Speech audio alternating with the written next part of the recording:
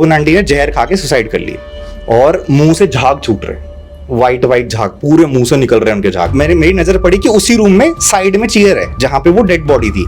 जब मैं पहले गया था ना तो वो आंटी लेटी हुई थी, जब मैं दोबारा गया ना वो आंटी बैठी हुई थी।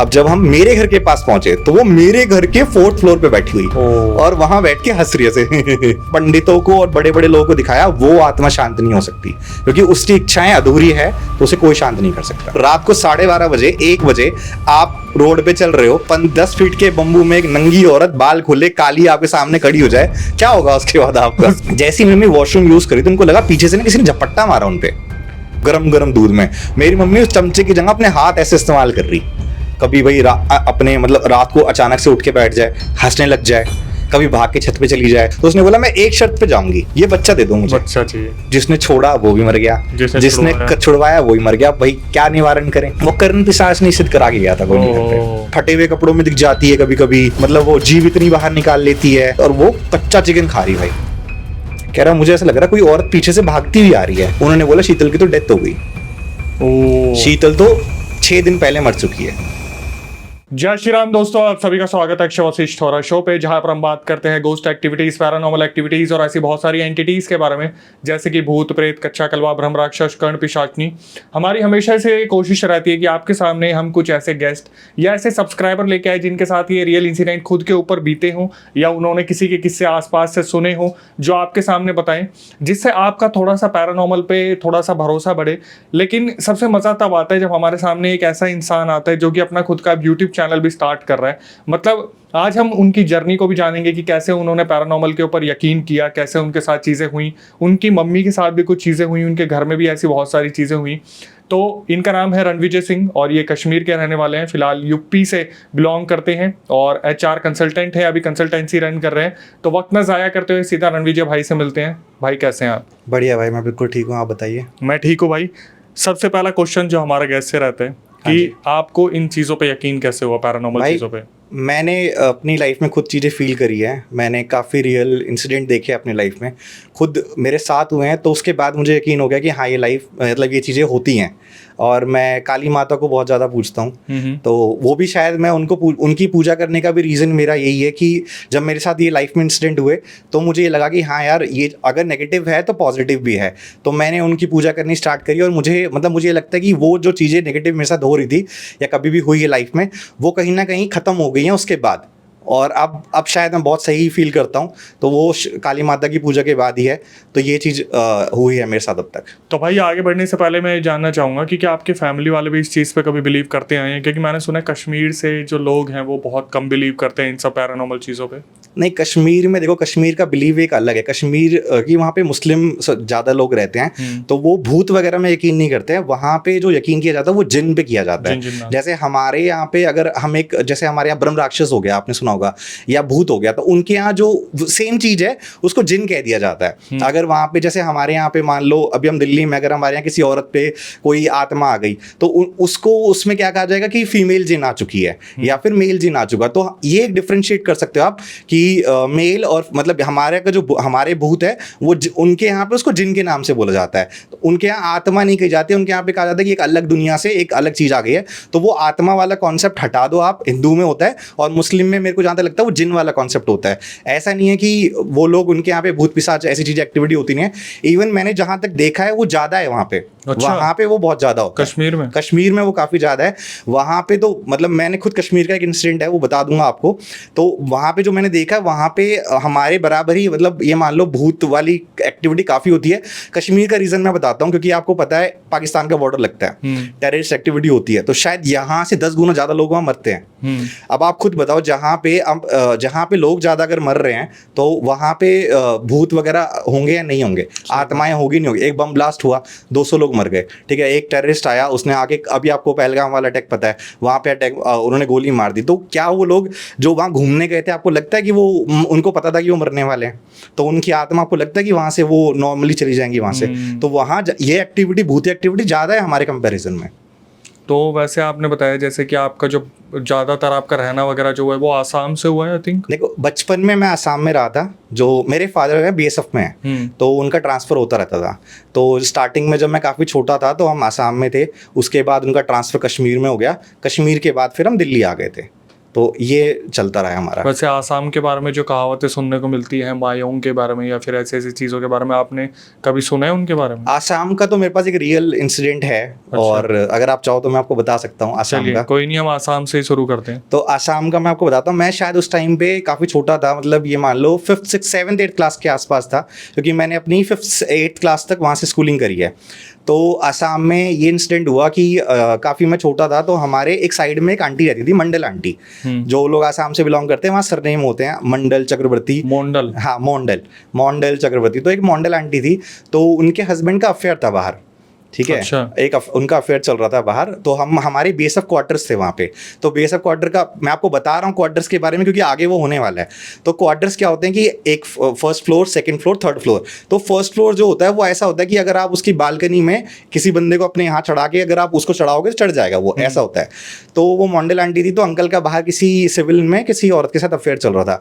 अब वो आंटी को पता लग गया कि यार ऐसे ऐसे अफेयर चल रहा है। अब वो आंटी क्या हुआ, अब उन आंटी ने जहर खा के सुसाइड कर ली, ठीक है। अब वो सुसाइड करी, किसी को पता नहीं है। अब अंकल चले गए थे बॉर्डर पे, क्योंकि आसाम से बॉर्डर लगता है उस इलाके में।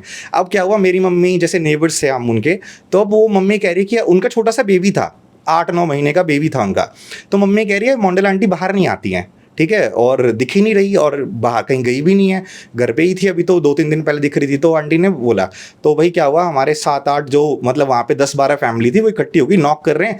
अब जो गेट था वो अंदर से बंद था, ऐसा नहीं कि बाहर से ताला लगा हुआ है कहीं गए हैं, अंदर से बंद, नॉक कर रहे हैं। तो बच्चे की रोने की आवाज़ आ रही है, बच्चा रो रहा है। अब जो बीएसएफ के जो क्वार्टर्स होते हैं ना, उनका आप गेट ऐसे तोड़ नहीं सकते, आपको कमांडेंट की अप्रूवल चाहिए होगा। अगर मान लो मैंने तोड़ दिया ना गेट को जाके, तो मेरे पे फाइन लग जाएगा, तो आपको अप्रूवल लेके आना पड़ेगा गेट तोड़ने के लिए। तो एक अंकल थे, वो चले गए अप्रूवल लेने के लिए। तो तब तक क्या हुआ, हमारे एक भैया थे, चक्रवर्ती भैया थे, उन्होंने मेरे को अपने कंधे पे बैठाया और बैठा के बोला तू चढ़ जा और अंदर से गेट खोल दे, ठीक है। अब मैं छोटा सा, मेरे दिमाग में ऐसे कोई चीज़ नहीं, भूत वूत का तो कोई मतलब ही नहीं था भाई। मैं चढ़ गया, मैं अंदर चला गया आराम से। अंदर जाके मैं ऐसे क्या होता, वो 2 BHK था, एक रूम था, उसके बाद हॉल था, साइड में एक रूम था और फिर मेन गेट था। अब मैं अंदर गया, पूरा अंधेरा, ठीक है। फर्स्ट रूम में एंटर हुआ, वहाँ पे देखा, वहाँ कुछ नहीं, ठीक है। सेकंड हॉल में गया, हॉल में जब मैं गया तो फर्स्ट जैसे गेट खोलने वाला था कुंडी, अब गेट ऐसे काफ़ी बड़ा था और मैं काफ़ी हाइट में उससे छोटा था। अब मैं जंप मारूं, मुझसे कुंडी ना खुले वो, मैंने ट्राई कर लिया। अब मेरे को लगा कि चीयर वीर लगा के कुंडी खोल देता हूँ, तो रूम साइड में रूम था।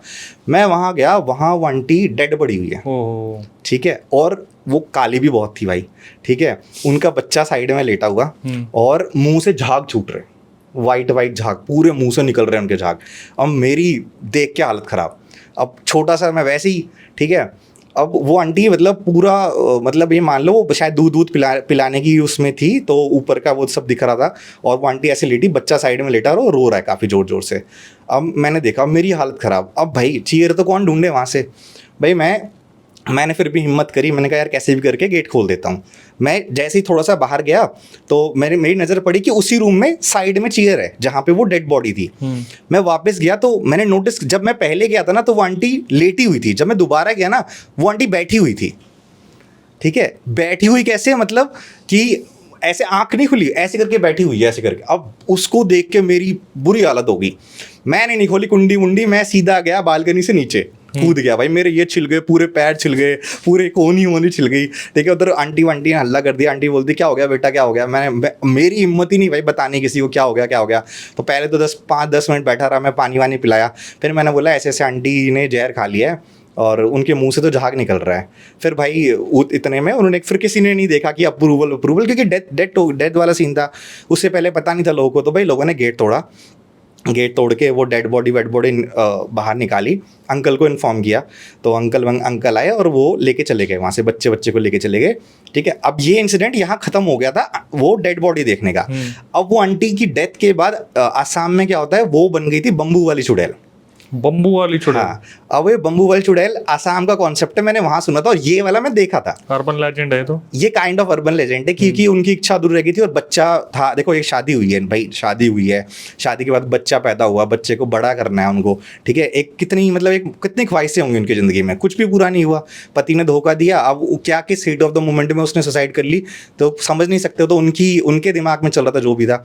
तो भाई क्या हुआ, वो बन गई बम्बू वाली चुड़ैल। अब जैसे हम वहाँ रहते थे, जैसे एक लाइन थी ऐसे, उसमें 10 क्वार्टर, फिर दूसरी लाइन 10 क्वार्टर, फिर तीसरी लाइन 10 क्वार्टर, और बीच से एक गैलरी जाती थी जो तीनों जाती थी।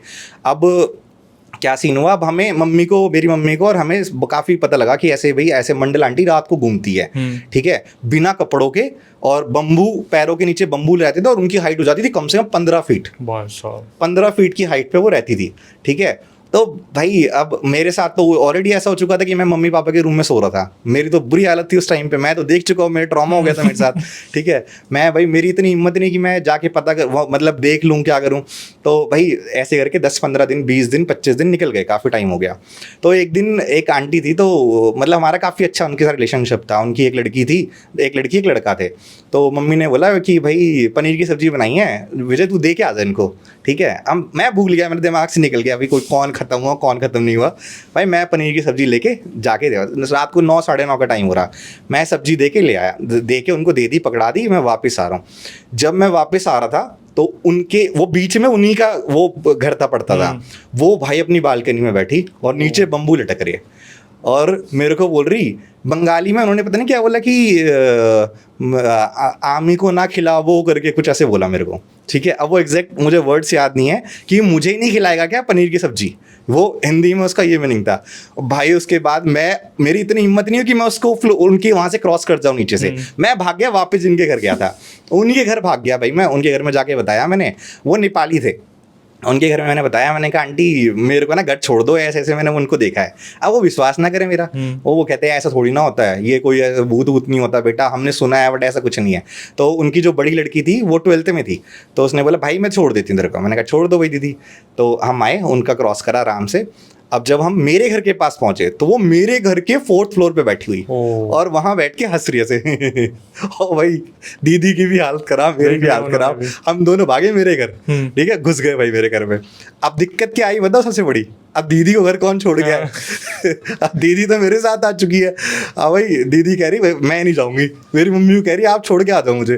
तो मेरी मम्मी कहती बेटा देख इतनी हिम्मत तो मेरे में भी नहीं है, तू यही रुक जा, जब तेरे पापा को लगेगा बेटी आई नहीं तो अपने हवा के लेके जाएंगे, ठीक है। अब भाई 1-1.5 घंटा हो गया, वो कुछ हुआ ही नहीं। तो इतने में भाई उसके पापा आ गए घूमते घूमते। तो उसके पापा ने बोला तेरे को तो हमने कहा था छोड़ के आ, तू वापस क्यों नहीं आई। तो उसने बताया पापा ऐसे ऐसे है, वो ये सीन है। तो भाई उसके पापा उसको लेके चले गए। हम काफ़ी डर गए। उसके बाद क्या हुआ, वहाँ पे ना झाड़ फूक वाले बंदे होते हैं। अब जैसे आप खुद पता होगा, आर्मी हो गया, बीएसएफ के जो बैकग्राउंड हो गए, यहाँ पे क्या होता है, यहाँ विश्वास नहीं करते।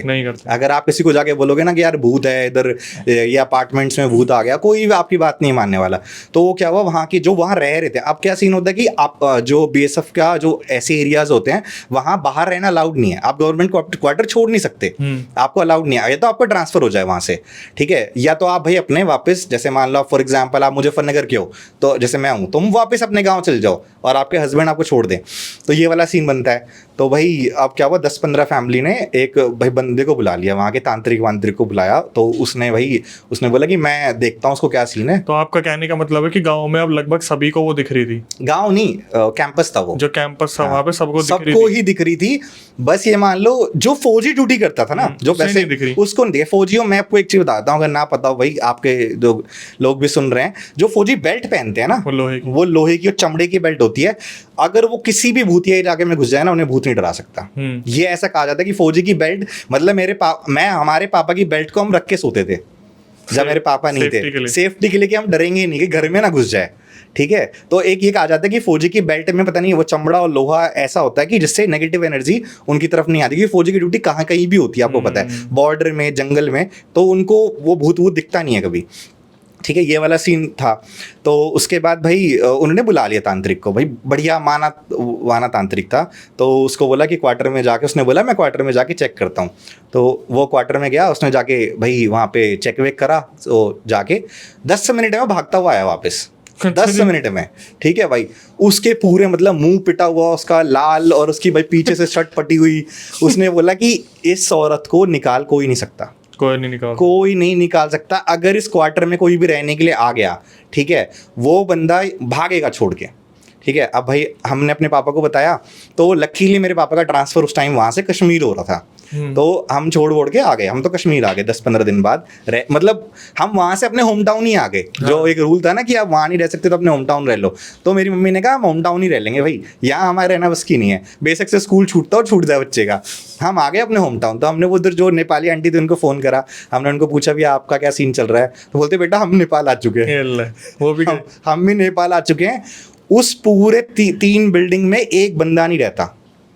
और आज के टाइम पे मेरे मतलब लास्ट टाइम मैंने मम्मी के थ्रू पता करवाया था, वो बिल्डिंग तोड़ दी है बीएसएफ वालों ने।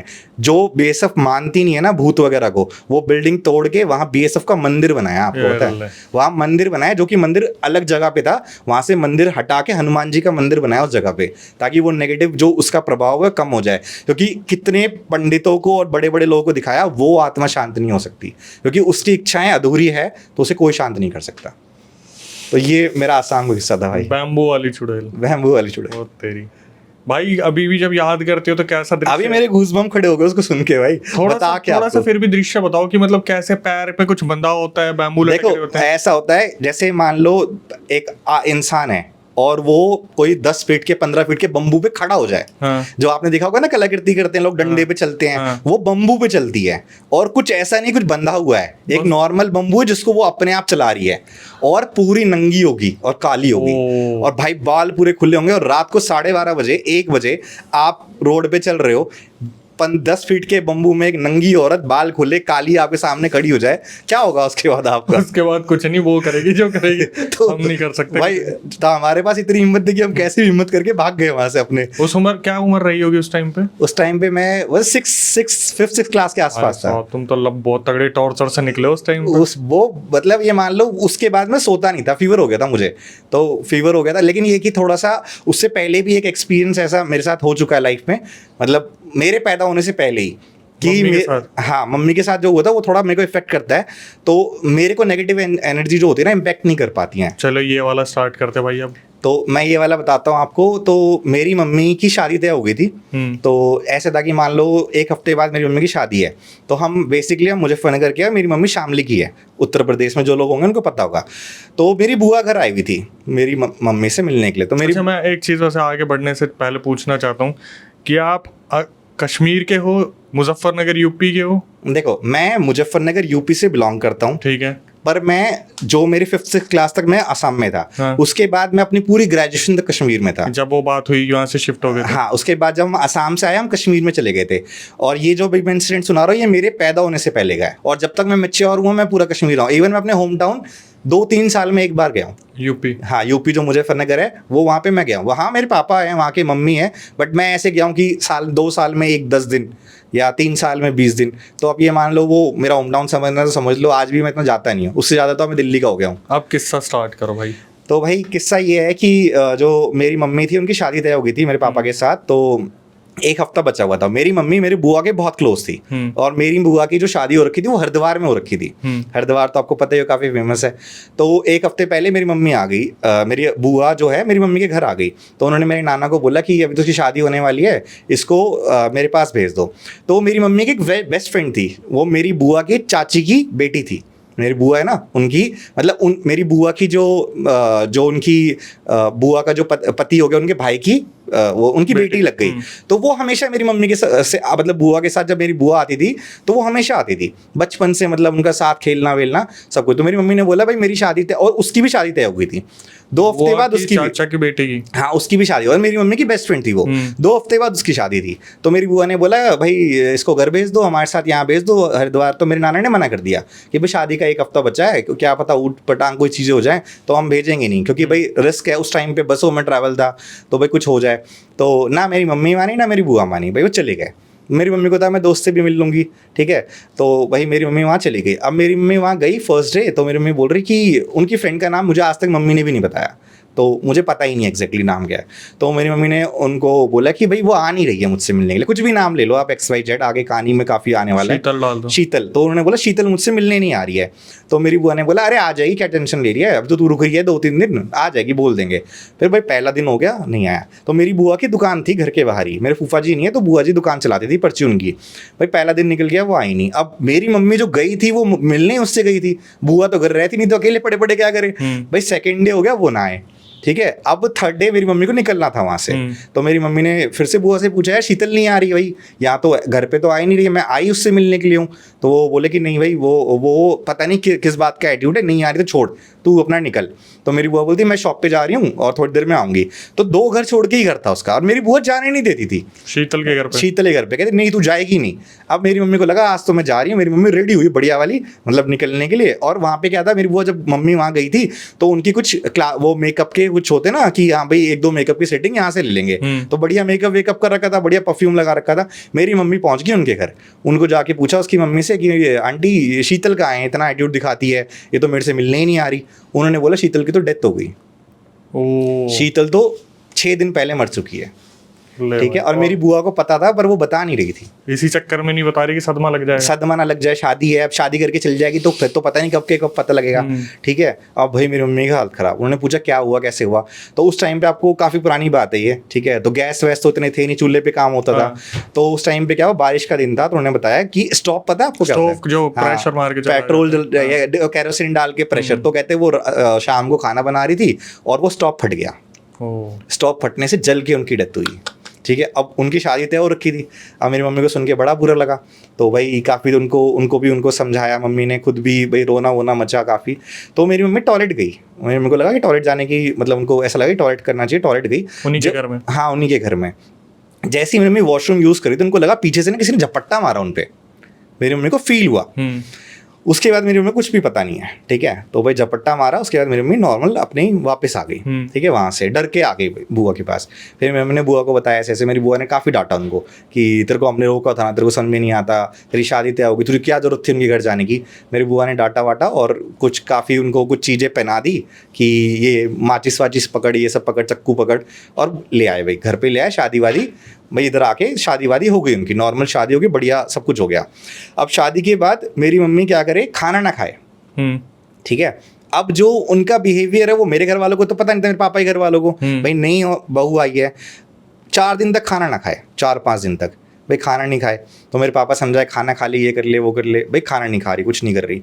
तो वही मेरे दादाजी वीडियो ऑफिसर हैं काफ़ी बड़े, थोड़े स्ट्रिक्ट भी हैं। तो उन्होंने मेरे नाना को बुला लिया, तो नाना को बुलाया, बोलते भाई क्या है तुम्हारी लड़की, भाई हमारे घर का खाना पसंद नहीं आ रहा, इसको क्या सीन है बताओ भाई, ठीक है। मेरे नाना कह रहे भाई ऐसा तो हमारे घर पे कभी नहीं था, ये तो तीनों टाइम बढ़िया खाना खाती है। तो उन्होंने मेरी मम्मी को समझाया तो कि भाई खाना क्यों नहीं खा रही है, क्या दिक्कत है, तेरा मन नहीं लग रहा तो बता, हमारे साथ चल ले, 2-3 दिन रुक के आ जा। तो मेरे पापा बताया ऑलरेडी मैंने आपको पहली कहानी में कि बेसफ में थे, तो वो भाई 1-आध महीना रुके, यही सब ड्रामा चलता रहा, वो चले गए। और थोड़ा टाइम बाद मेरी मम्मी प्रेग्नेंट भी हो गई। अब प्रेग्नेंट हो गई तो अब मेरी मम्मी ने एक दिन क्या करा, मेरे चाचा चाची भी थे, तो मेरी मम्मी ने क्या करा, एक दिन पतीली में दूध गर्म करते हैं भाई 10-15 के, हमारे घर में 4 भैंस और 2 गायें हैं, तो अब खुद सोचो कितना दूध होता होगा, 15-20 किलो दूध गर्म हुआ। तो मेरी मम्मी दोनों हाथ दे के बैठी हुई उसमें, ठीक है, और खोलते दूध में जो वो कहते हैं ना दूध का क्या निकालते हैं, वो से वाइट सा क्या होता है, मक्खन निकालने के लिए कहा था उनको, गरम दूध में। मेरी मम्मी उस चमचे की जगह अपने हाथ ऐसे इस्तेमाल कर रही, ठीक है, ऐसे करके ऐसे हाथ इस्तेमाल करी। अब भाई मेरी दादी का दिमाग खराब हो गया देख के, दादी ने पकड़ी खींच ली पीछे, पूरा दूध गिर गया भाई। मेरी मम्मी के हाथ तो जला रखे थे, पैर भी जल गए क्योंकि वो पूरा दूध ऊपर ही गिर गया। तो उसके बाद भाई फिर मेरे नाना को बुलाया कि भाई क्या सीन है, तुम्हारी बेटी पागल वागल है क्या। अब क्या था, प्रेग्नेंट थी, तो मेरे नाना लेके चले गए, मेरे नाना ने हमारे यहाँ पे एक थे जो मेरे नाना के यहाँ पंडित थे, उनको जाके उनको बताया कि भाई ऐसे ऐसे सीन हो रहा है। तो वो आया भाई, उन्होंने देखा, उन्होंने बोला देखो कुछ ऊपरा पर आया है, पर अभी हमें ना इसका इलाज नहीं कर सकते।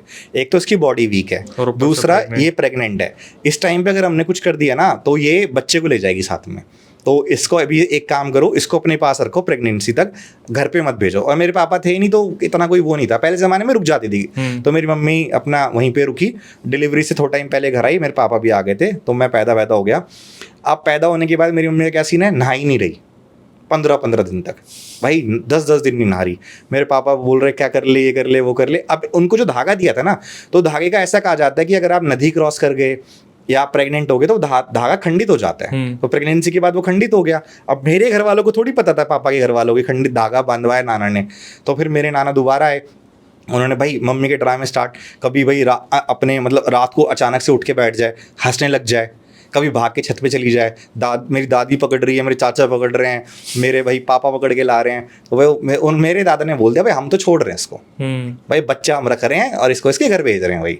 तो मेरे पापा थोड़े से लेकिन बैकग्राउंड ऐसा था, मेरे पापा ने बोला कि भाई मेरा ट्रांसफ़र तो ये अपना कलकत्ता हो गया था उस टाइम पे, कलकत्ता हो गया, मैं लेके जाऊँगा अपनी बीवी को, आप लोग के बस की नहीं है, मैं देख लूँगा अपने आप। तो वो मेरे पापा लेके चले गए, मतलब लेके आ गए। अब ट्रेन उस टाइम आपका जन्म हो गया था? हाँ, मैं पैदा हो गया था, छोटा सा था, मतलब 2-3 महीने का। तो भाई ट्रेन में आ गया। अब ट्रेन में भी एक इंसिडेंट हुआ बड़ा खतरनाक। तो ट्रेन में मेरे पापा लेके आ रहे हैं मम्मी को, और आने के बाद क्या सीन हुआ ट्रेन में, जैसे मेरे पापा ने पहली ऊपर की बर्थ और नीचे की बर्थ बुक कर रखी थी। तो एक आंटी आई, बुढ़िया सी औरत थी, और एक उनका बेटा था। तो उनकी सीट कंफर्म नहीं थी। तो उन्होंने मेरे पापा से बोला कि बेटा ऐसे ऐसे सीन हो गया हमारे साथ। तो मेरे पापा थोड़े थे ऐसे कि हेल्प कर देते थे। मेरे पापा ने बोला भाई कि अम्मा दिन में तो देखो बैठ जाओ, और रात को यहीं अपने नीचे आप है ना कपड़ा बिछा के सो जाना। तो उसने बोला कि ठीक है, इतनी हेल्प कर दो, उतना ही बहुत है। आसाम का सफ़र दिल्ली से उस टाइम पे 2-3 दिन का था ट्रेन का। अब मुझे पता नहीं कब हुआ, तो मतलब 2 दिन और 3 रात ट्रेन की लगती थी। तो अब वो ये वाला कलकत्ता की, तो सॉरी, तो वो बिठाया उन्होंने कलकत्ता की ना, कलकत्ता हावड़ा ब्रिज के पास बीएसएफ का कैंप है। जिस कैंप में मेरे पापा गए थे वो हावड़ा ब्रिज सुना होगा, उसके पास ही काफ़ी फेमस कैंप है। तो वहाँ की तरफ चल पड़े भाई। अब रात का टाइम हुआ, मेरे पापा ने मम्मी को बोला था कि नीचे तो आंटी भी सो रही हैं और लोग आते जाते रहते, तू बच्चे को लेके ऊपर सो जा, और मैं नीचे सो रहा हूँ। तो रात को 2-2:30 बजे मम्मी क्या करे, मेरे को लेके उतर गई।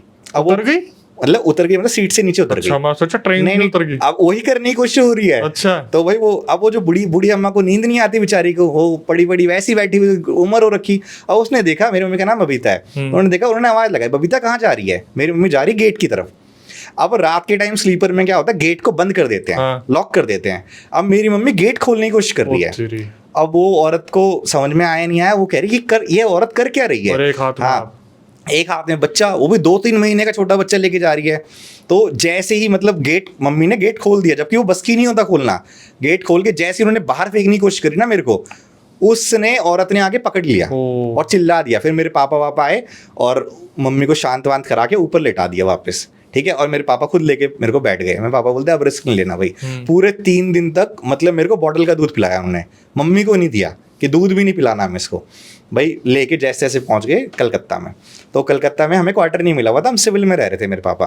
क्योंकि क्या होता है जब आप जाते हो, और क्योंकि पापा लेके आए थे मम्मी को ऑल ऑफ सडन, ऐसा कुछ इन्फॉर्म नहीं किया गया था कि भाई मैं अपनी वाइफ को लेके आ रहा। तो क्या होता है, क्वार्टर के लिए आपको एप्लीकेशन देनी पड़ती है, एक फॉर्मल प्रोसेस है जिसको आप पूरा करोगे तो एक इतने दिनों में आपको क्वार्टर मिलेगा। बट पापा ने कुछ इन्फॉर्म नहीं किया था कि घर में ये वाला कांड हुआ था उनके।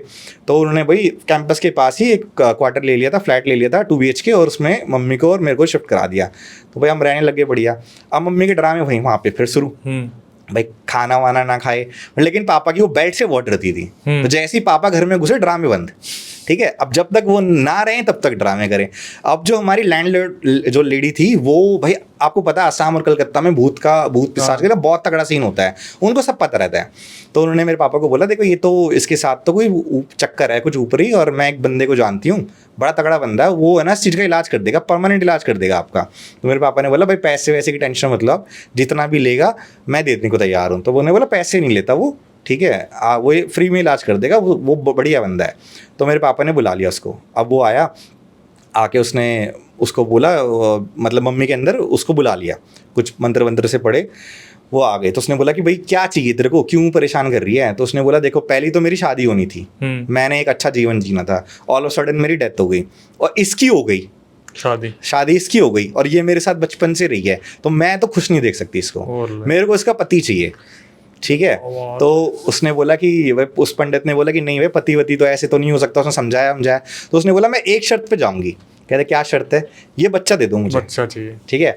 क्योंकि जो 9 महीने पेट में रखा उसने बोला मैंने रखा, इसने नहीं रखा, ठीक है। डिलीवरी का पेन जो सहन किया मैंने सहन किया, इसने सहन नहीं किया, और ये फैक्ट है, मेरी मम्मी ने सहन नहीं कर रखा पेन 0%। 0%। उनको पता ही नहीं है पैदा कैसे हुआ हूँ, क्योंकि उनको अच्छे से याद भी नहीं है कि वो टॉयलेट के बाद उनके साथ हुआ क्या है। ओबे यार। उसके बाद उनकी सीधी जो दिमाग काम करता है ना, वो आसाम से करता है, सॉरी कलकत्ता से करता है उनका दिमाग काम।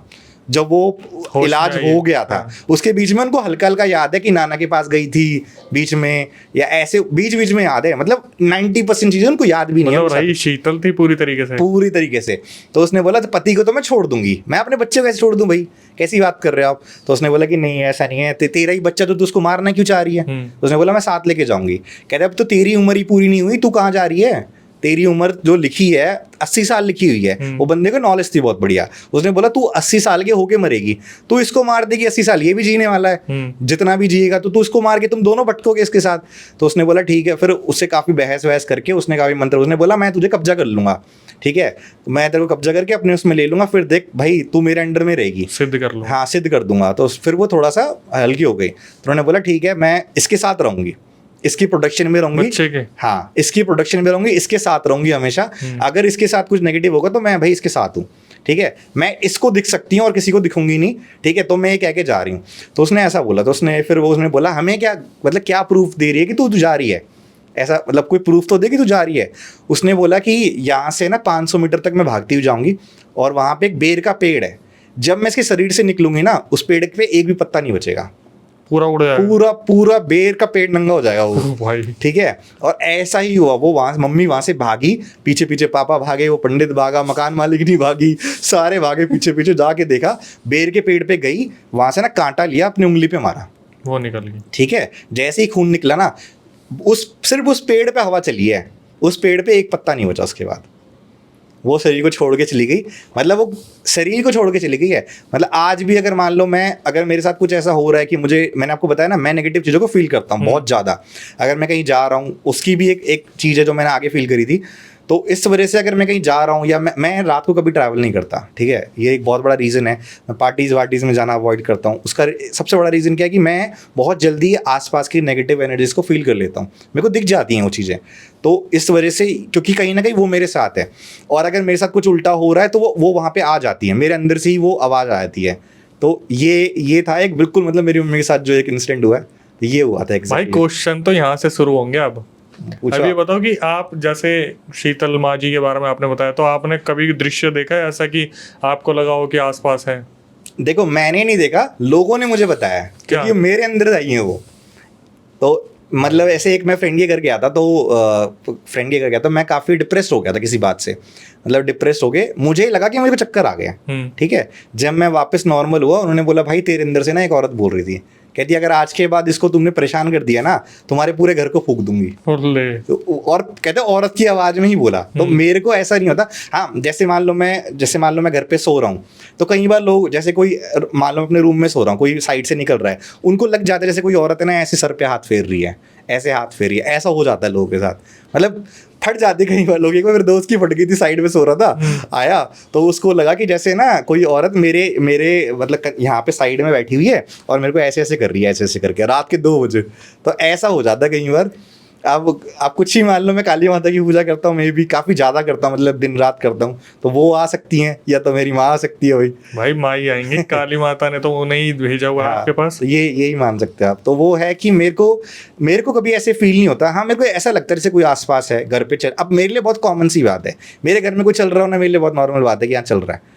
बट तो कभी ऐसे इंटरनल कोई आवाज़ आई है कि बेटा ऐसे मत कर, वैसे मत कर, ये चीज़ ठीक है, ये चीज़ गलत है?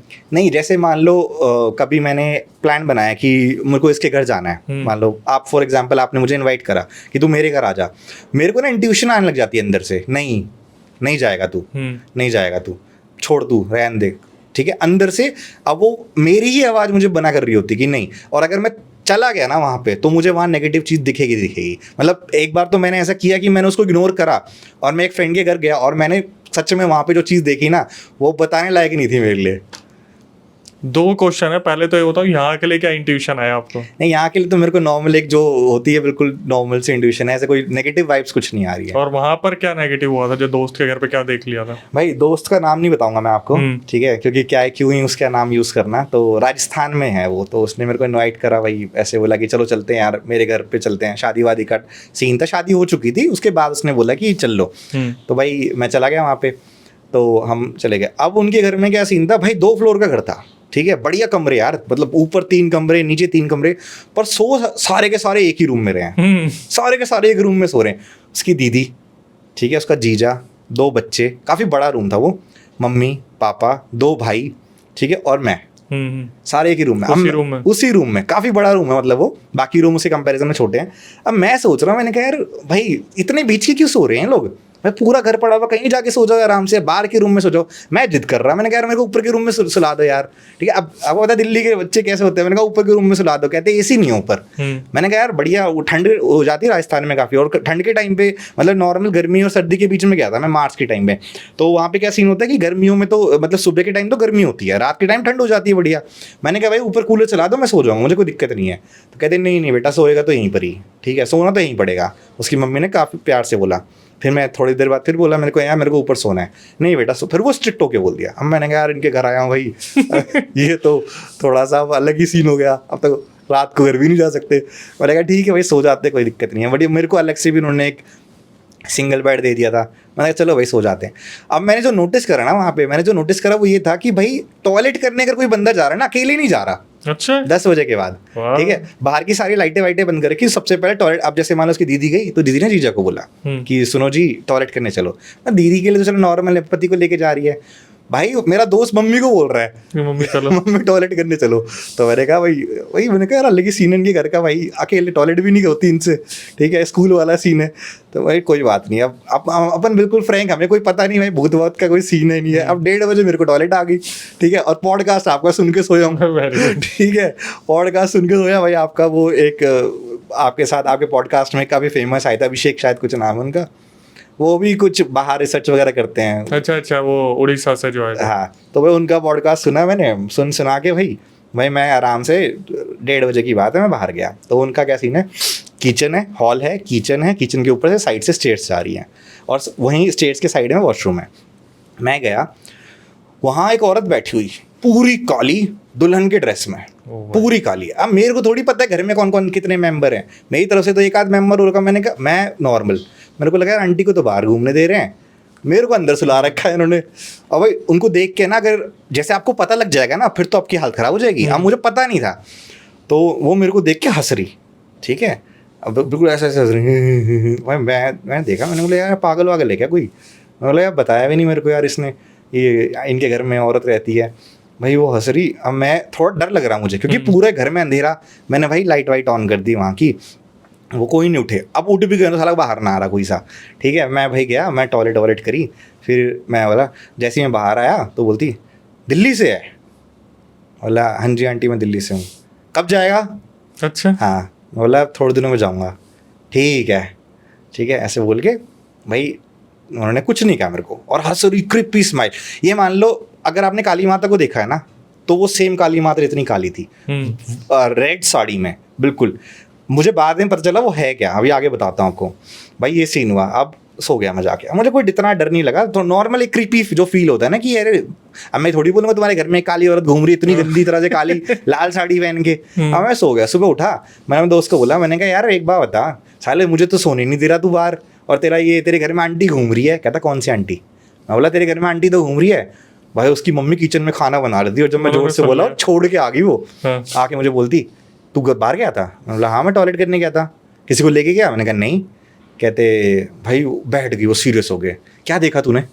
मैं बोला मैंने ऐसे एक रेड साड़ी में आंटी थी। तो कहते चल ना पागल है क्या, ऐसा कुछ नहीं होता, भूत नहीं होता। मैं कौन सा बोल रहा हूँ, भूत है? आप ही तो बोल रहे हो। मैंने कहा भूत है क्या सच में? कहते नहीं भूत नहीं है। मैंने बोला नहीं कुछ तो है भाई, कुछ तो सीन है, बताओ मुझे। तो उन्होंने बताया उनका ना काफ़ी अच्छा बिजनेस था, तो उनके ताऊ चाचा ने उनको कुछ कर दिया था। अच्छा, काफ़ी उनकी क्या थी, उनकी 150-200 के आसपास बैटरी वाली रिक्शा चलती थी। अच्छा, और एक टाइम पे बढ़िया रिच थे वो, चलते चलते और सब खत्म हो गया उनका। उनके ताऊ चाचा ने करवा दिया था उनपे, मतलब 200 से 100 हुई, 100 से 50 हुई, 50 से 0 हुई। उनके पापा को वो जुआ खेलने की आदत पड़ गई, सब हार गए भाई। घर वर था उनका बढ़िया, मतलब उस सोसाइटी का सबसे बड़ा घर था उनका, सब हार गए, ठीक है। उसके बाद भाई फिर से उन्होंने मेहनत करी दोबारा से, उसके पापा ने फिर से एक शॉप खोली, वो सही चल पड़ा। तो जो उनकी मम्मी थी ना, उसकी मम्मी का सगा भाई था, वो एक बंदे को लेके आया उनके घर पे।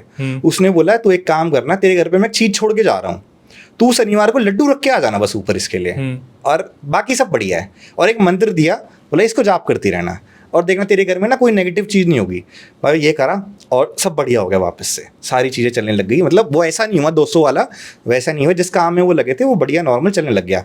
अब आपको पता है जब चीज़ें नॉर्मल हो जाती है तो इंसान लड्डू रखना भूल जाता है। अब लड्डू रखना भूल गया और किसी ने उनको भाई कृष्ण और राधा की भक्ति में लगा दिया। पहले वो पूजा करती थी, मतलब वो मंत्र वंत्र पढ़ती, उन्होंने छोड़ दिया। तो जैसे ही उन्होंने छोड़ा वो उनको दिखने लग गई। वो जो भाई बोल रहे थे मैं अपने साथ लेके आ रहा हूँ उनको भोग देना है, पर हाँ, भोग देना छोड़ दिया उन्होंने, तो वो दिखनी शुरू वो करने लगी राधे कृष्ण की पूजा। हाँ। और वो दिखने लग गई। अब दिखने क्या लग गई, वो उनके बड़े लड़के में आने लग गई। वो रात को बोल बोल के उठ जा भाई, और सारे डरे वो रात को, ठीक है। अब जो डर के उठने लग जाए, डर के उठे हैं, आंटी के अंदर आ जा रही है, आंटी उठ जाए भाई, ठीक है, आगे बताऊंगा आंटी को, मेरे सामने आ गई आंटी के अंदर भाई, आंटी के अंदर आ जाए, आंटी उठ जाए भाई, ठीक है, बड़ा बहुत भयंकर कांड हुआ। तो भाई उन्होंने क्या करा, अपने भाई के मतलब अपने भाई के पास जाना था। भाई उनके भाई की डेथ हो गई, जो भाई छोड़ के गया था, अब उसकी डेथ हो गई। तो उन्होंने भाई घर जाके उनकी नानी वानी को बताया कि ऐसे ऐसे ये सीन था, ऐसे ऐसे मेरा भाई तो ऐसे बोल रहा था। तो उन्होंने कहा जो भाई है ना वो एक कोई पंडित है, उसके चक्कर में लगा रहता था। पंडित भी नहीं बोल सकते, वो भक्त वक्त है, उसके चक्कर में जादू टोने के चक्कर में। तो उन्होंने बोला भाई उसका एड्रेस दो। तो उन्होंने उसका एड्रेस दिया, वो पंजाब का बंदा था भाई। वहाँ गए, वहाँ जाके पता लगा भक्त भी मर गया। वो भक्त भी नहीं है। अब भाई जिसने छोड़ा वो भी मर गया, जिसने छुड़वाया वो भी मर गया। भाई क्या निवारण करें।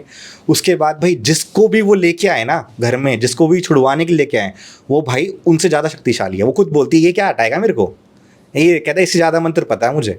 वो उनके आंटी के अंदर आके बोल देती है, कहते क्या भगाएगा मेरे को, ये अभी जा पूरी कर, अपनी पढ़ाई पूरी कर जा। अच्छा? ऐसे करके भेज देती है वापस। कईयों को तो साहब बोलती है भाई ठग निकल यहाँ से। अच्छा? सीधे बोलते ठग निकल यहाँ से, ये पैसे वैसे यहाँ नहीं मिलने वाली।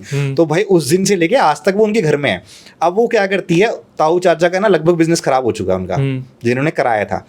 अगर आपने उनके घर पे कोई नेगेटिव चीज डाल दी तो वो आप पे हिट करवा देगी वापस। मतलब जो डालेगा उसी पे हिट करवा देगी। उनके घर की प्रोडक्शन वो पूरी करती है, बट वो उनके घर पे है, दिक्कत ये है घर पे है। और वो दिक्कत ये कि उसका लुक इतना भयंकर है ना कि आप देख के डर जाओगे। पर आप नहीं डरे भाई, मैं उस टाइम आंटी समझ रहा था। तो आंटी अभी अगर आप नॉर्मल, मैं आपको बोल दूं यार इस जगह चला जा, वहां पे एक औरत बैठी हुई है लाल साड़ी में, आप डरोगे नहीं। मैं आपको बोल दूं वहां एक भूत बैठती है लाल साड़ी में, तब तो आप डर जाओगे ना जाके। तो अब ये सीन अब मेरे को कहानी सुना दी। अब अगले दिन की रात की बात भाई, अब मैं अपना सो रहा आराम से भाई, फिर 1:30-2-2:30 बजे टॉयलेट आ गई। अब मैं देख रहा हूँ, मैंने कहा यार, मैंने उसको बोला दोस्त को, मैंने कहा यार चल ले, वो भी नहीं उठ रहा, कोई भी नहीं उठ रहा। मैंने कहा देखी जाएगी, मैं उठ के गया भाई। ऊपर से जो हवा के लिए छोड़ देते नहीं, लोहे का जंगला से छोड़ देते हैं, वहाँ खड़ी होकर नीचे देख रही और ऐसे मुझे हंस रही, गया नहीं तू अभी तक। भाई मेरी टॉयलेट तो अभी निकलने को हो गई। कहते गया नहीं तू अभी तक, 2 दिन के लिए आया था यहाँ पे, है क्यों बताया तूने इनको। और बहुत ही क्रीपी वाली साउंड, बिल्कुल खत्म, ठीक है। अब उस दिन नहीं पूछा मैंने आंटी कुछ नहीं, मैं भाई वापस जाके लेट गया अंदर। मैंने कहा सुबह देखी जाएगी, हनुमान चालीसा चलाई, ठीक है, बस सुबह 4:30 बजे तक जो भी टॉयलेट आप रुके या बिस्तर में हो जाए। पर वो मतलब वो कर्ण पिशाचनी सिद्ध करा के गया था कोई नहीं घर पे। वो कर्ण पिशाचनी की कोई फॉर्म है जो भी है, वो कोई बंदा छोड़ के जा रखा है। अब आज उनका ये सीन है कि अगर आप उनके घर जा रहे हो, ठीक है, जैसे मैंने हवाबाजी कर दी थी, ठीक है, जो भी था उन्होंने कुछ कहा नहीं, वो वैसे कुछ कहती नहीं है किसी को, ऐसा नहीं है कि आप जाओगे तो आपको कुछ कह देगी। वो एक्चुअली ऐसा लग रहा है कर्ण पिशाच नहीं, जो माँ के रूप में सिद्ध कर रखी है। हाँ, माँ के रूप में सिद्ध करके। और जैसे मैं उनके घर पे था ना, आंटी के घर पे था, तो वो आंटी इमोशनल हो गई थी काफ़ी। जैसे हम निकल के आ रहे थे, अब वो भी जॉब करता है भाई, 6 महीने में आना होता है, वो उसके अंदर आ गई, आंटी के अंदर आ गई। आगे बोलती वापस क्यों आ, छोड़ दे नौकरी, मैं दूंगी पैसा तेरे को, रहने दे नौकरी। भाई वो ऐसा वैसा करा, फिर आंटी बेहोश हो गई, फिर वो नॉर्मल हुई। तो ये वाला सीन है कि वो कहती किसी को कुछ नहीं है, आप जाओगे आपको कुछ नहीं कहेगी, बट वो उनके घर में ऑल टाइम प्रेजेंट है, ऑल टाइम प्रेजेंट उनके घर पे रहेगी, और वो आपको दिख जाएगी वहाँ पे। और वो कुछ नहीं मांगती, आज के टाइम पे लड्डू भी नहीं मांगती वो लड्डू वड्डू कुछ नहीं, वो वहाँ है। किसकी फैमिली के अंदर आएगी उस टाइम पे वो किसी को नहीं पता। अब दिक्कत ये है कि अब भाई वो डरते हैं, अब गेस्ट बुलाने से भी डरते हैं बेचारे। गेस्ट के अंदर नहीं आती है वो, बट अगर गेस्ट के सामने माँ के अंदर आ गई तो उनका क्या अटैक पड़ जाए किसी के। भाई ये वाला तो आपके दोस्त के अंदर कभी नहीं है? नहीं, दोस्त के अंदर आती थी, दोस्त के अंदर आ जाएगी, उसको एकदम से उठा देगी। उनकी फैमिली में किसी के भी अंदर आ सकती है। वो 2 भाई हैं, वो 2 बहनें हैं और मम्मी है, तो उन किसी के भी अंदर आके किसी पे भी, मतलब कोई भी एकदम से खड़ा होकर बोल सकता है। ये वाला सीन है। बट अभी वो जैसे राधा कृष्णा की पूजा करते हैं, काफ़ी ज़्यादा करते हैं, तो थोड़ा सा असर कम हो गया उसका। हाँ, प्रभाव कम हो गया, अब वो इतना ज़्यादा नहीं आती है, अब वो ज़्यादा 99% मम्मी के अंदर आती है। अगर उसकी मम्मी जैसे परेशान कर रहे हो, आप कुछ भी कर रहे हो, जैसे उनकी लड़के की शादी हुई, थोड़ा सा बहू थोड़े से टेंटे वैटे कर रही थी, आगे झाड़ दिया भाई बहू को, भयंकर वाला झाड़ दिया। बहू मतलब सीधी होगी, खाना बनाने लगी अगले दिन से ही, जो वो कर रही थी नाटक। तो ऐसा वाला सीन होता है। तो अब मतलब पहले तो अगर मैं नॉर्मली, अगर मुझे कोई बताए कि ऐसे किसी के अंदर आ रहा है, तो मैं विश्वास नहीं करूंगा। मैंने अपनी आंखों से जब उसको देखा ना, और वो सबसे बड़े ज़्यादा हैरान इस बात से हुए कि वो दिख कैसे गई इसको। हाँ यार, वो सबसे बड़ी बात है। मैंने बताया ना, मैं नेगेटिव चीज़ों को बहुत जल्दी फील करता हूँ। नेगेटिव चीज़ हो या फिर कुछ भी ऐसी हो ना जो थोड़ी सी अप्राकृतिक है, मुझे वो चीज़ फील हो जाती है। तो शायद ये रीज़न होगा कि मुझे वो दिख रही थी वहाँ पे। लेकिन आपने फिर भी इस चीज़ को फील नहीं करा ना कि घर वाले एक साथ सो रहे हैं, हम जैसा तो बिठते ही सोचे साला कुछ ना कुछ पंगा है। भाई हमारी प्रोफाइल फिर नहीं है ना, हमारी वो इतनी हमारी HR वाली प्रोफाइल है। हमारा तो मिलनसार वाला काम है, हम तो आपको नौकरी चाहिए, आपको नौकरी चाहिए, उधर भी पूछ लो। लेकिन भूतों को नौकरी देते नहीं ना। थोड़ी पहले थोड़ी ना पता था। जैसे मतलब जिस तरीके से मतलब यार आपने 2-3 बार ये चीज़ अपनी आंखों से देख ली है, तो जैसे जो कर्ण पिशाचिनी, वो जो माता के रूप में आ रखे, जो देवी के रूप में आ रखे, वो जब आपको दिखी तो आंखें लाल थी, काली थी, सफ़ेद थी, क्या था क्या नहीं था, मतलब आप कोई इंसान नॉर्मली देख के पहचान सकता है कि ये कोई रूह है या ऊपरी चीज़ है? भाई देखो, अगर मतलब उस टाइम के हिसाब से तो शायद मैं नींद में था, ठीक है। पूरी इतनी काली औरत होती नहीं है, ठीक है। अफ्रीकन भी इतनी काली नहीं होती, जो मतलब ये जो अपना अफ्रीका के और ये जो आप नाइजीरियन होते, इतने काले नहीं होते। तो कालापन, ऊपर से वो दुल्हन की ड्रेस में थी। अब मैंने ये बात पे ध्यान नहीं दिया कि दुल्हन की ड्रेस में रात को बैठ कौन सकता है, ठीक है। और वो क्रीपी स्माइल, आंखें नॉर्मल थी, हमारी तरह ही आंखें थी, ठीक है। नेल्स वगैरह भी बिल्कुल मतलब ऐसा था जैसे कोई औरत साड़ी की जोड़े में बैठी हुई है, बट वो एक एक्सट्रीम काली हो रखी है। ये वाला फैक्टर था, वो था। शायद वो मेरे को डराना नहीं चाह रही थी मे बी, क्योंकि जिस हिसाब से उसकी फैमिली वाले थोड़ा डिस्क्राइब कर रहे थे ना, उसमें वो अलग ही लेवल पे भी बता रहे थे कुछ चीज़ें। अच्छा। कि भाई फटे हुए कपड़ों में दिख जाती है कभी कभी, ठीक है। और मतलब वो जीभ इतनी बाहर निकाल लेती है, ठीक है। और जो उस तरह से वो बता रहे थे, उस तरह से मैंने नहीं देखा वहाँ पे। मतलब मैं ऐसे ही बोल दूँ कि अभी मैंने ऐसे देख ली, लाल आंख देख ली, मेरे को वो नॉर्मल एक औरत की फॉर्म में ही दिखी थी। हाँ, बट वो था कि वो मैरिड औरत की फॉर्म में दिख रही थी मुझे, ये वाला सीन था। तो अब एक बात बताइए, जब जनता कोई आपसे पूछता है कि आप मतलब इन चीज़ों को आप डिस्क्राइब करते हो, कोई आप पे ऐसा एलिगेशन लगाते भाई ये तो झूठ बोल रहे हैं, भाई देखो, मैं एक चीज़ बोलूँगा आपको, नॉर्मल चीज़ है कि अगर आपके साथ हुआ नहीं है ना, आप कुछ भी बोल दो। मैं अगर आपने जो मैं फील कर चुका हूँ, जो मैंने देखा है ना, आपने नहीं देखा, वो चीज़ बोल ही नहीं सकते। जब आपके साथ वो चीज़ होगी ना, तब आप आगे मुझे यहीं बैठे होगे और यहीं पे आप एक्सपेरिमेंट अपना बता रहे हो कि भाई ऐसे ऐसे हो गया है। क्योंकि मेरे हिसाब से बकवास करना बहुत आसान है, कुछ भी बोल देना कि मैं ये कर दूंगा, मैं वहाँ चले जाऊँ, पर ये ऐसा होता नहीं है। मैं मतलब एक मेरा दोस्त है, द्वारका का ही दोस्त है, बहुत अच्छा, उसके साथ भी कांड हुआ था, ये द्वारका में ही हुआ था। तो पहले वो भी ऐसा ही था कि अरे भूत कुछ नहीं होते। जब अपने साथ हुआ ना, अपनी बीवी के साथ हुआ, तो हालत खराब होगी उसकी। अच्छा, एक चीज़ आगे बढ़ने से पहले मैं पूछना चाहता हूँ कि जब आपके साथ ये राजस्थान में जो सीन हुआ, कर्ण पिशाचिनी जो माँ के रूप में थी, तो इस टाइम पर क्या माता ने आपको कोई इशारा दिया था जो आपके साथ रहती है? भाई मेरे हिसाब से अगर मैं नहीं डर रहा हूँ ना वहाँ पे जाके, तो उसका रीज़न यही था कि मेरा एक प्रोडक्शन लेयर थी, शायद वो भी शायद उस चीज़ के लिए हार्म नहीं कर रही थी मुझे। उसके अलावा मतलब मेरे साथ लाइफ में 1-2 इंसिडेंट ऐसे हुए जहाँ मुझे ऐसा लगता है कि मैं बहुत ज़्यादा प्रोटेक्ट हो रखा था उस चीज़ से। अगर वो नहीं हो, वो लेयर मेरी लाइफ में ना हो, तो शायद मेरे को भी हार्म हो जाता। तो वो एक प्रोटेक्शन मेरे साथ है लाइफ में हमेशा। मैं आज के टाइम पे मेरे को अगर कोई बोले कुछ ये कर ले, मतलब मैं चैलेंज नहीं कर रहा, और ये बहुत बड़ी बेवकूफ़ी होगी। कोई भी अगर ये बोले भाई मैं कब्रिस्तान चला जाऊंगा, ये कर लूँगा, वो कर लूँगा, तो उड़ता तीर लेने वाली बात है। ऐसी चीज़ें तो मैं करता नहीं हूँ कभी। बट हाँ, मेरे को पता है अगर जानबूझ के तो मैं कुछ नहीं करूँगा, बट अगर मुझसे गलती से कोई चीज़ हो रही है तो उसका प्रोटेक्शन तो है मेरी लाइफ में, इतना तो मैं मानता हूँ कि तो हाँ। आप जैसे पूजा में जाते हो, हवन में जाते हो, तो वहाँ पे जाके कभी ऐसा लगा हो कि कोई चीज़ है जो जाने से मना कर रही है? नहीं, पूजा हवन के लिए कभी मना नहीं करती मैं यार। काली माता की पूजा करता हूँ सुबह शाम। वो तो ठीक मैं पूजा इवन मैं अपना लॉकेट उतार के आया हूँ घर पे, मतलब मैंने सोचा कि थोड़ा वो हो जाएगा, मैं उतार के रख के आ गया घर पे। तो क्या हो जाएगा कंट्रोवर्शियल? नहीं, हाँ मतलब पहनना, मुझे पहनता नहीं। और जैसे कई बार वो थोड़ा सा लोग देख के वो करते हैं ना, लॉकेट है काली माता का, पहनता हूँ मैं, तो वही है। मुझे ऐसा कुछ नहीं है।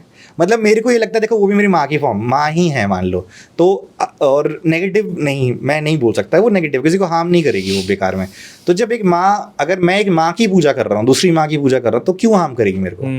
भाई उनकी चलो डेथ होने का जो भी रीज़न था, जो भी था, बट लेकिन एक टाइम पे वो समझ तो गई थी ना बात को, तभी वो मान गई पापा को छोड़ने के लिए भी, तभी वो मान गई कि, वरना तो उनकी तो जो विश थी वो थी कि लड़का मुझे तो मार दो इसको, पर जब उनको समझाया गया तो समझी उस बात को, तो इस वजह से आज वो प्रोटेक्ट करती है मुझे। चलो भाई आते हैं द्वारका वाले किस्से पे। द्वारका का सीन है भाई, मेरा दोस्त है बहुत अच्छा, उसका भी भाई ऐसे यूट्यूब पे नाम लेना मुझे बिल्कुल सही नहीं लगता, उसका है गढ़वाली है वो, नितिन रख देते हैं। हाँ गढ़वाली है, उत्तराखंड से है नितिन, और उसकी वाइफ भी है, तो सीन वाइफ के साथ ही हुआ था। तो भाई वो अपना DU से पास आउट हैं, बढ़िया वाले, दोनों कॉलेज के बंदा बंदी थे, तो घर वालों को बताया भाई प्यार व्यार करते हैं, तो लड़की बिहार से थी और लड़का गढ़वाली था, तो पहले तो ये वाला सीन ही हो गया कि वो शादी नहीं करेंगे वो, बाद में भाई मान गए, जैसे जैसे करके मान गए कि भाई चलो करवा दो भाई, दोनों वेल सेटल हो गए थे, लड़की डॉक्टर है और लड़का जो है, अभी जो सुनेंगे मेरे वाले जो सुनेंगे उनको तो पता लग ही जाएगा कौन है, लेकिन जो एक नॉर्मल ऑडियंस के लिए नहीं बताना चाह रहा मैं, तो भाई जो अपना नितिन है वो एक, मतलब मैंने ही हायर कर लिया उसको, काम पे हायर कर लिया, मेरे लिए ही काम करता है, तो भाई उसको मैंने हायर करा, वो काम कर रहा बढ़िया। तो अब क्या सीन हुआ, शादी वादी तय हो गई, ठीक है। अब भाई एक बात है, जो बंदा अपनी बंदी से रोज मिल रहा है, अब शादी में आपको पता है बांध लगते हैं, बांध लगते हैं तो 4-5 दिन ना लड़का बाहर निकले ना लड़की निकले, तो यही वाला सीन था, ना लड़का बाहर निकल सकता बांध लगने के बाद, ना लड़की।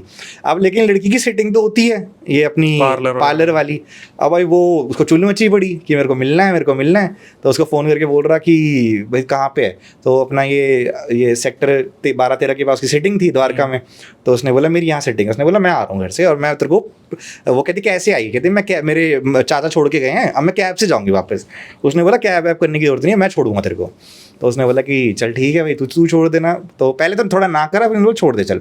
अब भाई वो गई थी शाम को सेटिंग के लिए, 5-6 घंटे की सेटिंग थी, रात को 8 साढ़े 8 बज गए, बैठा के उसने ले गया। तो अपना द्वारका में एक एरिया है जहाँ पे हिंदू और मुस्लिम दोनों के कब्रिस्तान है, ये वो रूट पड़ता है अपना सेक्टर 14 की तरफ की रेड लाइट की तरफ से जाता है, 14-19 की साइड कहीं पे, वो जो रोड पीछे की तरफ जो रोड है, जंगल बहुत बड़ा शमशान कब्रिस्तान। रात के टाइम वहाँ जाके उनकी गाड़ी खराब हो गई, ठीक है, गाड़ी खराब भी क्या हुई, बढ़िया गाड़ी थी, नहीं ली थी वो गाड़ी, रुक गई वहाँ पे, तो वो उतर के उसने चेक करा कि भाई क्या सीन हो गया, कहता है सर्विसिंग सारी करवा रखी है गाड़ी की, हुआ क्या, उसने चेक वेक करा, उसने बोला पानी खत्म हो गया गाड़ी का, पानी की उसमें लीकेज आ गई, ठीक है, तो उसने बोला मैं तेरी कैब बुक कर देता हूँ और कैब वैब बुक करके तू निकल जा, तो लड़की ने मना कर दिया, कहती नहीं मैं कैब वैब में नहीं जाऊँगी, अब तो तू ही छोड़ेगा मेरे को। तो उसने भाई अपने दोस्त को फ़ोन करा, एक दोस्त को फ़ोन करा, उसको बोला भाई तू आ जाया, उसने पहले तो उसने गाली दी, कहता भाई तू, तेरा दिमाग खराब है, तू भाई इतना बंदीबाजी के चक्कर में पड़ गया, परसों तेरा ब्याह हो रहा है, तेरी शादी है, तू इतना क्या बंदीबाजी के चक्कर में पड़ गया भाई, जो तूने ये सब चीज़ें कर ली। कह रहे नहीं भाई यार आ जा, कोई बात नहीं है, कहता चल ठीक है भाई आ रहा हूँ, 10 मिनट दे, ठीक है 10-15 मिनट तो चाहिए मेरे को आने के लिए। तो उसने ये बोला, अब दिव्या को क्या दिख रहा है कि एक औरत उसको देख के हंस रही है, अच्छा जी, थोड़ा सा दूर, थोड़ा सा अंदर की साइड, जंगल की साइड, जंगल भी नहीं है, तो झाड़ झूड़ सी है, वहाँ से देख के क्रीपी सी स्माइल कर रही है, उसको ऐसे अजीब सी हंस रही है। तो उसने नितिन को बोला कि ऐसे ऐसे करके भाई ऐसे कोई हंस रही है, तो उसने बोला क्या है, उसने देखा भाई वो औरत हंस के उनकी तरफ चल के आने लगी, वो उसको भी दिख गई, हाँ दोनों को दिख रही है, वो हंस के आ रही है उनकी तरफ, पहले 100 मीटर पे थी, चल के आ रही है। तो उसने बोला नितिन ने कि मैं बात करता हूँ, देख के उतर के करता हूँ, मैं मतलब कौन है, तो थोड़ा सा वो बिहार से लड़की, तो उसको पता है यार ऐसी चीज़ें हो सकती हैं, और वो प्रॉपर तैयार होके निकली है वहाँ से, ठीक है, तो उसने उसको मना कर दिया, नहीं तू गाड़ी से नहीं उतरेगा। वो उनकी गाड़ी से, जैसे गाड़ी की जो लाइट जाती है ना, फ्लैश जाती है, उससे थोड़ा सा दूर खड़ी हो गई, और उनको देख के क्रीपी स्माइल कर रही है, अजीब सी स्माइल कर रही है। तो इतनी देर में वो गाड़ी आ गई, दोस्त ले आया, तो उसने दोनों ही उतर के बैठ गए। पहले तो ये सीन था कि मैं बैठ रहा हूँ, तू छोड़ के आ जा गाड़ी को, और वापस आते रहे हम अपना देख लेंगे गाड़ी कैसे करना। उसने, लड़की ने मना कर दिया, उसने बोला तू गाड़ी में अकेले बैठेगा ही नहीं, तू भाई मेरे साथ चल, ठीक है। उसने भी भाई समझा अपने कि क्या है सीन है क्या नहीं है। अब भाई वो चले गए वहाँ से, तो उसने उतारा, वहाँ पे उन्होंने उतारा कि घर तो जा नहीं सकते थे, घर जाएंगे तो घर वाले डांटेंगे कि भाई 2 दिन बाद शादी है, तू क्या ड्रामे मचा रहे हो। तो भाई उतार के वो लड़की चलने लगी। तो उसने बोला मैं छोड़ देता हूँ, उसने बोला ना भाई तू अपार्टमेंट के बाहर छोड़ो, तू निकल यहाँ से, ठीक है। अब वो जब जा रही ना, उसको फील हो रहा लड़की को कि कोई पीछे चल रहा है मेरे, तो उसने उसे ऐसे करके बोला कि चला जाना यार, चला जा भाई, मैं चली जाऊँगी। उसने पीछे देखा कोई नहीं, ठीक है। और वो अपने घर चले गए आराम से, अपने घर पर पहुंच गई, ये भी अपने घर गाड़ी चला गया, अपने घर चला गया। वो दोस्त ने गाड़ी वाड़ी ठीक करवा के भेज दी, शादी वादी हो गई, सब हो गया। फर्स्ट नाइट के दिन भाई वो थोड़ा बंदा खुश किया, बंदी थी 4-5 साल का रिलेशनशिप था, इससे तो भाई बढ़िया बातचीत करेंगे, जो भी है मिलेंगे। अब वो गया अंदर गया तो वो नॉर्मल बैठी हुई, बाल आगे होकर रखे, ठीक है। उसने बोला क्या पागल वागल हो गई है क्या, ये मेरे साथ क्या ड्रामे कर रही, तेरी शक्ल तो देखी हुई है मैंने, ठीक है। बोलते अच्छा नहीं देखी है मेरी शक्ल, उसने ऐसे बोला। अब भाई उसकी फट गई पूरी तरह। वो कहता पागल वागल है क्या, ठीक है। वो थोड़ा भाई पुराने बंदी तो थोड़ा गाली वाली दी था अपनी बंदी को, तो उसने गाली देके बोला कि पागल वागल है क्या, ड्रामे कर रही है पहली रात को ही। वो कहती, तो उसने बोला मतलब नॉर्मली उसने बोला, तो वो भाई उसने कुछ और भी आवाज़ से निकाली, वो डर के बाहर आ गया। हमने बताया, अपने मम्मी पापा को बताया कि कुछ हो गया है, कुछ है ना उसको, उसके अंदर कुछ दिक्कत आ रही है बीवी के अंदर मेरी। तो वो गए नॉर्मल। अच्छा जी। हाँ बिल्कुल नॉर्मल बैठी हुई, कुछ नहीं। भाई वो बोलते कि तो उन्होंने बोला भाई दिमाग खराब हो गया क्या। तो वो उत्तराखंड से, तो उन्होंने भाई अगले दिन क्या हुआ, मीट लेके आए वो, क्योंकि उत्तराखंड में काफ़ी बढ़िया मीट काफ़ी बनाते हैं। मीट लेके आया तो उसने बोला कि मम्मी आज मीट बनाएगी और इसको भी खिलाएंगे हम। तो ये भी भाई वो मीट फ्रिज में रखा, दोपहर में ले आया था, रात को बनाना था सीन, भाई रखा हुआ था। एक काफ़ी बड़ी फैमिली थी, 1.5-2 किलो मीट था भाई। शाम के टाइम सारे बाहर जा रखे थे, लड़का भी बाहर था, पापा वापा भी इसके सारे सब बाहर जा रखे थे। तो वो लड़की बैठी हुई थी और उसकी मम्मी बैठी हुई थी हॉल में, और वो लड़की गई और वो कच्चा चिकन खा रही भाई, कच्चा चिकन। उसकी मम्मी ने देखा, उसकी पूरा भाई लपेट रखा पूरा से वो। तो उसकी मम्मी ने देखा, उसकी मम्मी ने नहीं बोला कि क्यों खा रही है, क्या खा रही है। उसकी मम्मी भागी घर के बाहर, ठीक है, सीधा फ़ोन लगाया, बोलते घर आओ। घर आके देखा भाई लड़की तो चिकन विकन खा के बैठी। तो उन्होंने बोला कि भाई क्या सीन हो गया। वो उस टाइम पे आ चुकी थी उसके अंदर, वो जो वो वाली फीमेल आत्मा थी, वो पूरी तरह से उसके मतलब बॉडी पे अच्छे हाँ पोजेस कर चुकी थी वो। तो वो बोलते कि मेरे को दारू ला के दो, ठीक है, आज दारू और चिकन खाना है मैंने, ठीक है। अब उन्होंने भाई अपना, जो उत्तराखंड से थे, उन्होंने अपना किया जो भी उनका होता है, उन्होंने काफ़ी चीज़ें करी, कुछ असर नहीं हुआ। उसको पकड़ के लिटा रहे, 10-10 बंदे पकड़ के लिटा रहे, वो नहीं हिल रही उनसे। तो फिर उन्होंने बात करी, तो कोई हिसार में है कोई, ठीक है, किसी से उन्होंने बात करी हिसार में। तो उन्होंने बोला इसको लेके आ जाओ। उन्होंने बोला लेके कहाँ से, इसको हम हिला नहीं पा रहे, आप लेके आने की बात कर रहे हो। कहते ये हिलती नहीं है यहाँ से। उन्होंने बोला एक काम करो, तुम आ जाओ, इसको छोड़ दो। अब भाई डिसाइड करना था कि रहेगा कौन। भाई तो पहले मम्मी से बोला कि आप रुक जाओ, मम्मी बोलती ना मैं तो ना रुक रही। अब भाई छोड़ दे तो मर जाए, सुसाइड कर ले, कुछ कांड कर ले। तो आखिरी में भाई अपने दोस्त को छोड़ दिया, नितिन को। बोलते पति तू ही है, तू रहेगा, तू मरेगा। हाँ। उसने क्या करा, उसने कहा ताला बंद अपनी रुंदी करूंगा, सामान चक्कू वक्कू बाहर निकाल लिए, वो बाहर बैठा हुआ और वो दरवाजा पीट रही जोर से, गेट खोल, तू क्या सोच रहा है, तुम लोग वहाँ जा रहे हो तो सब ठीक हो जाएगा, ये वो। भाई वो बाबा के पास गए, बाबा ने उनसे बताया मुझे धागा दे दिया उनको, बोला ये धागा पहनाओ खुद आ जाएगी। अच्छा। धागा पहना खुद आ जाएगी। तो वही वो मतलब हिसार और सिरसा के बीच में कहीं बैठते हैं, मुझे एग्जैक्टली नहीं पता। तो धागा वापस आए, वो धागा वागा पहनाया, धागा पहनाते ही वो नॉर्मल हो गई। तो उसने वो नॉर्मल हुई, फिर खाना वाना खिलाया उसको। फिर वो बोलती कि आप लोग कहाँ गए थे, उन्होंने बताया फिर तेरे साथ ऐसे ऐसे हो रहा है, ठीक है। उन्होंने उसके मम्मी पापा को भी बुला लिया। अब उसके मम्मी पापा इन पे भड़क गए, मैं तुमने हमारी बेटी के साथ क्या कर दिया, ठीक है। अब क्योंकि उन ऐसे कोई भूतिया घटना उनके साथ हुई थोड़ी थी लाइफ में, बेटी ठीक ठाक विदा करी है उन्होंने। बोला तुम तो ऐसे कर रहे हो, हम तो पहली शादी नहीं करना चाहते थे, ये लव मैरिज करनी थी तुम्हें, ड्रामे थे ये वो। भाई उन्होंने समझाया, उन्होंने बोला कोई बात नहीं, देखो हम एक बार लेके जाएंगे। उन्होंने बोला हम अपनी बेटी वापस लेके जा रहे हैं, ये वो बड़ी मुश्किल से समझाया। बोले हम चलेंगे भाई वापस, हम आपके साथ चलेंगे, हम ऐसे अपनी लड़की को अब नहीं भेज सकते, अब हमें टेंशन हो रही है। बोला चलो भाई लेके चलो। अब क्योंकि अब वो नॉर्मल थी भाई, लेके गए वहाँ पे। लेके जाने के बाद वहाँ वो बाबा के पास बैठाया, तो बाबा ने जैसे कुछ थोड़ा बहुत वो करा, वो आ गई। बोला क्या सीन है तेरा, तू क्या कर रही है। वो बोलती मैं जब मेरी शादी हुई ना, तो मैं अपनी शादी के बाद अपने पति के पास आके जब पग फेरों के लिए वापस जाते हैं ना, तो मैं अपने भाई के साथ जा रही थी और मेरा कार एक्सीडेंट हो गया, और कार एक्सीडेंट में मेरी डेथ हो गई थी। और ये लड़की वहां पे पूरी तैयार होके परफ्यूम लगा के अपने मतलब बॉयफ्रेंड के साथ जो भी था उसके साथ बैठी हुई थी।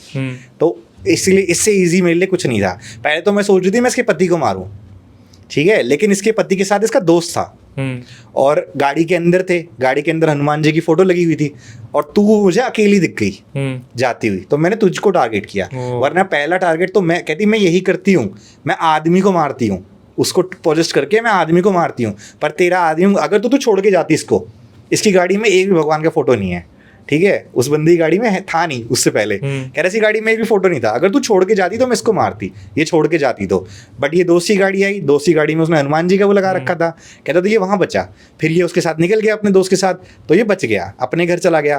पर तू चली जाए, तू गई अकेले पैदल पैदल, तुझे मैंने टारगेट, इसलिए मैंने तुझे पकड़ा, और मैं तुझे तो मारती, फिर मैं इसको भी मारती। अच्छा। हाँ, कहती मैं किसी औरत को घर बसते हुए नहीं देख सकती, किसी भी औरत का। भाई बहुत खतरनाक सीन था, बहुत ड्रामे हुए उनके, मतलब वो बाबा के साथ बहुत कलेश वलेश करा उसने, लेकिन वो थे भाई, उन्होंने कैद वैद करके सब कुछ वो कर दिया, नॉर्मल कर दिया, एक धागा वागा पहनाया, उन्होंने बोला कि अगले 2 साल तक तो धागा मत उतार देना, रात को बाहर मत जाना, जितना मर्जी इमरजेंसी केस हो, अगर जाना भी है तो कुछ चीज़ें बताई हैं कि इन चीज़ों को फॉलो करना है, बाल वाल खुले, परफ्यूम वर्फ्यूम तो बोला ज़िंदगी में लगा मत दियो, ठीक है, घर पे भी मत लगाना। अच्छा। 2 साल के बाद वो नहीं आएगी तेरे अंदर, 2 साल तक तो ये फॉलो करना।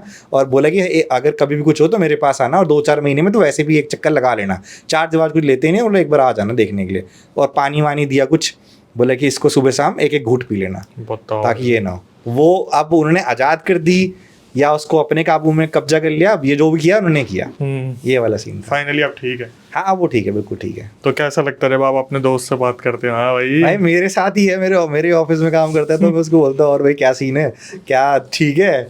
अब जैसे मान लो कई बार आएगा, जैसे बोलेगा भाई मैं सोया नहीं हूँ, मार दिया रात को। अच्छा। पीट दिया रात को, फिर आ गई थी क्या, तो ऐसे उसके मजे लेते हैं हम ऐसे करके।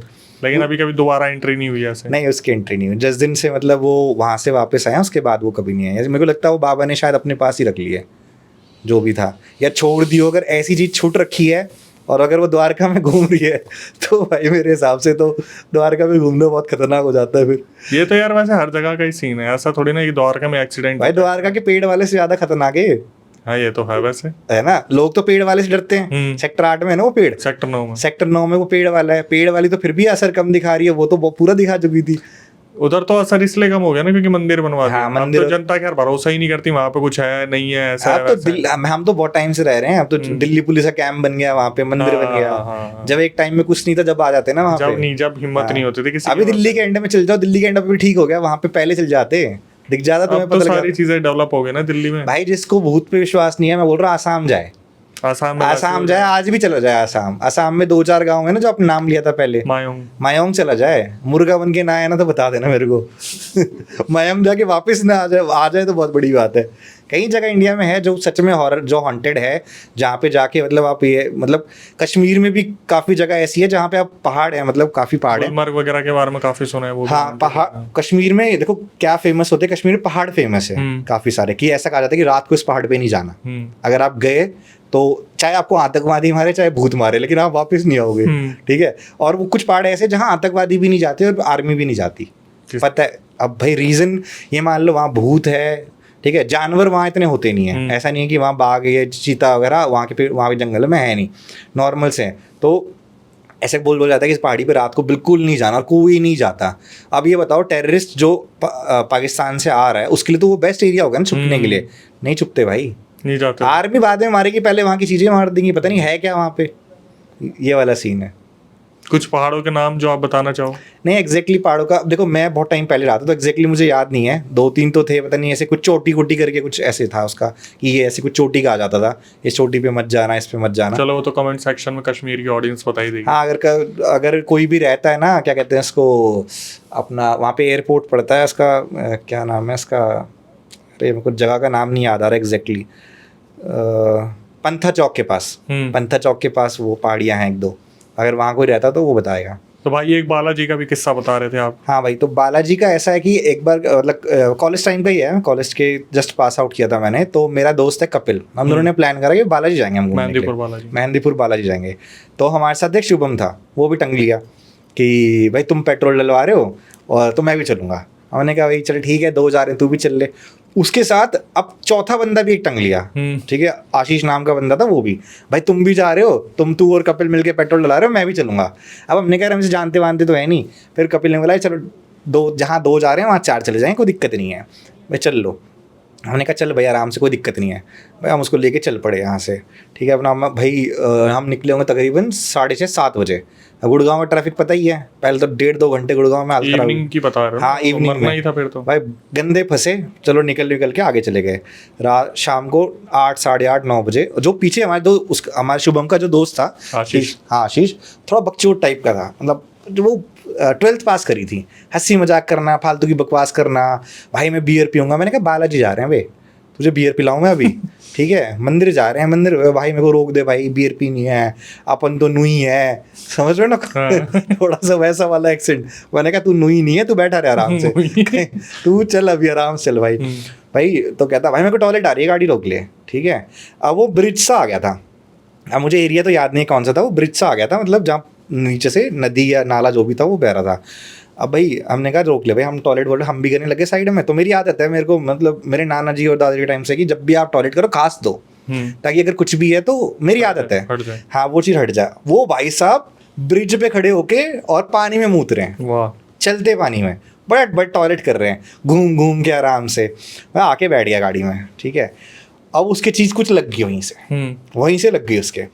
अब भाई वो डर रहा है गाड़ी में बैठ के, अब वो चुलबुलापन खत्म हो गया जो अब तक दिख रहा था हमें। ठीक है, अब हमारा दोस्त तो था नहीं था, हमें उसके नेचर के बारे में पता नहीं था, और जिसका दोस्त वो सो गया, शुभम सो रखा गाड़ी के अंदर। वो कह रहा भाई मेरे को तो जाके उठाना बालाजी में, मैं तो वहीं उठूंगा। वो सो गया, वो डर रहा, वो कह रहा है भाई मुझे ना अब तक उसको पूरी बकचोदी करके 3 घंटे, उसने 2-3 घंटे हमारे साथ मजाक करते हुए आ रहा था वो। अब हम उसकी बातों में मतलब मान लो विश्वास नहीं कर रहे थे। कह रहा मुझे ऐसा लग रहा कोई औरत पीछे से भागती हुई आ रही है। तो हम मजाक में बोले मैं दिल्ली के एंड में है क्या? दिल्ली के एंड में गाड़ी थोड़ी चल रही है साले, राजस्थान में चल रही है। कह रहा नहीं भाई यार मजाक नहीं कर रहा, कोई औरत है ना पीछे भाग रही है। ठीक है, हमने कहा छोड़ना है, बेवकूफ़ है साले को, बकवास करने दे, जो भी कर रहा है पीछे बैठ रहा है। हमने भाई गाने की तेज़ आवाज़ कर दी, हमने कहा साले की सुनेंगे ही नहीं। ठीक है भाई, गाड़ी चल रही तो आगे ना काफ़ी बड़ा ब्रेकर था, मतलब क्योंकि अंधेरे में दिखता भी नहीं है इतना, काफ़ी बड़ा ब्रेकर था। उसने क्या करा, एकदम से हाथ दे के मेरा हैंडल पकड़ लिया। अच्छा जी, एकदम से हैंडल पकड़ लिया। अब भाई एकदम से ब्रेकर आया, मेरे कपिल था, कपिल ने कोई नहीं मारे उसके मुंह पे खींच के, और उसने भाई एकदम से वो छोड़ा, गाड़ी ऐसे करके उड़ी। ठीक है, उड़ के भाई नीचे लगी। भाई सीट बेल्ट पहनी हुई थी, शुक्र मनाओ। ठीक है, वो पीछे वालों ने नहीं पहनी थी, वो हमारे ऊपर, हम आगे। भाई गाड़ी ऐसे कर गिरी, मेरे को लगा भाई टायर वायर तो निकल गया आगे के आज। ठीक है, घर से मांग के लाया हूँ वैसी गाड़ी पापा की, कॉलेज की था, अपनी तो थी नहीं भाई। आज तो पीटे भाई, टायर वायर निकल गए भाई। उतरा आगे का जो वो नहीं था, आगे का बम्पर होता है भाई, वो आगे कहीं पड़ा हुआ। ठीक है भाई, बम्पर उठाया उसको। ठीक है, मैंने फिर पहले तो उसे गालियाँ दी, हमने बहुत गालियाँ दी, साले फ्री में एक तेरे को लेके भी आओ साले तेरे दोस्त को, ये बम्पर गिर गया। उसने बोला भाई मैं पे कर दूंगा ये वो। भाई अब वहाँ एरिया ऐसा रात का टाइम, वहाँ कौन सा कोई चाह रहा है भाई। हमने वो जैसे करके पीछे घुसाया बम्पर, वो पूरा निकल गिर गया, फट के गिरा वो। भाई हमने उसको पीछे घुसाया, हमने कहा भाई इसको लेके बैठो अपने साथ, ये तो जाएगा ही, इसके बिना तो कुछ नहीं है। अब घर वालों को बताएंगे जो भी इंश्योरेंस है तो वो क्लेम कराएंगे। मैंने कहा जुगाड़ करके तो लेके जाऊँगा यहाँ से। तो भाई हम लेके गए, हमने भाई आगे बंदे को दिखाया, तो उसने उसको ठीक कर दिया, एक बांध दिया मतलब नॉर्मली, कि भाई ये तुम्हारा, ये गिरेगा नहीं, तुम्हारा दिल्ली पहुंच जाओगे वापस। तो हमने वो करा के हम पहुंच गए। हम वहाँ पहुँचे, हमने वहाँ धर्मशाला होती है वहाँ पे। ठीक है, बढ़िया धर्मशाला होती है, मतलब बढ़िया। तो भाई हमने उस टाइम पे शायद 700-800 रुपये के 2 रूम बुक करे। तो अब हम पहुँच गए थे, लगभग 1-1:30 बज गए थे। तो हमें था कि सुबह आरती होगी, कितने बजे होती है, शायद 5, साढ़े 5 बजे, 4:30-5 बजे आरती होगी भाई। तो आरती में अटेंड करेंगे। मैंने कहा मैं थक गया हूँ, मैं सो लेता हूँ अब। और तो वो बोलता भाई सॉरी वॉरी यार, मेरे से गलती होगी। हमने कहा चल कोई नहीं, अब होगी तो होगी, अब छोड़, आगे से मत करियो ऐसे, समझो कि मैं अपना सो गया। अब मैं आ गया अलग रूम में, मैं अपना नहा धो के सो गया। अब इनको बकचोदी करनी थी, इनको अभी भी नहीं सोना था भाई। मैंने बोला भाई दूसरे रूम में चले जाओ, तो ये भाई दूसरे रूम में चले गए। अब दूसरे रूम में गए तो शुभम जो था उसने बोला पहले मैं नहा लेता हूँ, फिर तुम ला लेना एक एक करके। ठीक है, तो भाई ये पहले तो ये घूम रहे हो उसमें धर्मशाला में। अब कपिल कह रहा तुझे भूत दिखाऊं मैं, उस लड़के को कह रहा तू भूत दिखा रहा था ना मुझे। अब कपिल भी बकचोदी कर रहा है उससे, तुझे मैं भूत दिखाऊं या आशीष से, तुझे मैं भूत दिखाऊं, यहाँ ना ऐसे भूत होता, यहाँ ऐसे भूत होता। भाई कर रहे करते करते इन्होंने सुबह के 4 बजा दिए। 4 बजे शुभम बोलता भाई आरती का टाइम हो रहा है, मैं नहा लेता हूँ, फिर तुम नहा लेना। अब भाई शुभम नहाने के लिए चला गया। अब जैसे शुभम नहाने गया ना, आशीष बोलता उसको मैं दिखाऊं तुझे भूत। अच्छा जी, हाँ। और भाई उसकी आंखें पलट गई और ऐसे ऐसे बॉडी शिवर करने लग गई और मुंह से झाग छोड़ दी उसने। अब कपिल की फटके 74 हो गई थी वहां पे, ज्यादा ही होगी उससे। कपिल कह रहा शुभम, उसकी आवाज में निकले, कह रहा क्या मैं दिखाऊं तुझे भूत? शिवम को बुलाएगा। ओ भाई ठीक है, वो भाई उसने गेट खोला। अब मैं अपने रूम को लॉक करके नहीं सोया था, मैंने कहा कपिल आगे सो जाएगा। कपिल आया, कहता भाई भाई भाई, अरे बस सो जा लेने भाई। कह रहा भाई उसको उसके अंदर ना भूत आ गया भाई, भूत आ गया है। मैं बोला कौन सा भूत आ गया? उसके अंदर तो आ ही रखा है साड़े के अंदर, ठीक है सो लेने दे मेरे को भाई, मेरे को इरिटेशन हो रही। मैं 5-6 घंटे ट्रैफिक की वजह से गाड़ी चला के आया भाई, वो बहुत सीरियस था। मैं उठ के गया भाई, वो जमीन पे पड़ा, कहाँ पर जैसे मिर्गी का दौरा नहीं पड़ता ऐसे कहाँ पर। मैंने बोला चप्पल चुप्पल सुंघाते हैं इसको भाई, इसके मिर्गी आई है, इसके भूत नहीं आया। जैसे ही हम उसके चप्पल सुंघाने के लिए ऐसे ना, उसने ऐसे हाथ पकड़ा मेरा, और इतना टाइट पकड़ा ना, मतलब इतना गंदा वाला टाइट पकड़ा हाथ को मेरे भाई। मैं मतलब पूरी हिम्मत करके ऐसे करके छुड़वाया उससे, और पूरा निशान यहाँ पे उंगलियों का, ठीक है भाई। अब वहाँ पे मेरे को भी डर लग गया, मेरे को लगा भाई ये तो है भाई इसके अंदर। तो कह रहा भूत दिखेगा तो मेरे से, उसको कपिल को कह रहा भूत देखेगा ना, दिखाऊं तुझे भूत। भाई हम भागे रिसेप्शन पे, मतलब वहाँ पे बहुत कॉमन चीज़ है ये, वहाँ भूत से कोई नहीं डरता। भाई हमने बोला भैया ऐसे ऐसे बात हो गई है। कह रहा बेटा 2 मिनट रुको, घंटी बजेगी अभी, फिर बढ़िया हो जाएगा, फिर ठीक हो जाएगा ये। फिर ये ड्रामे, फिर इसके अब तो ड्रामे शुरू होंगे इसके। अच्छा बोला अभी तो शुरू होंगे। 10-15 मिनट बाद वहाँ पे स्टार्ट हो गया। अब मैं निकल जाना था इस टाइम से। अब आरती शुरू हुई, आरती शुरू होते भाई वो भाई होटल में भागता फिरे इधर उधर, हाँ ऐसे पकड़ के ऐसे भागता फिरे। उन्होंने बोला अब इसको ना, अब हम मंदिर से काफी पहले हमने पार्क कर दी थी, अब लगभग 1 किलोमीटर का रास्ता था अंदर की तरफ, जो पैदल चल के जाना था। अब हम वहाँ थे, हमने बोला भैया ये तो जाएगा नहीं ऐसे, ये तो, और वो बाहर नहीं निकल रहा वहाँ से होटल से।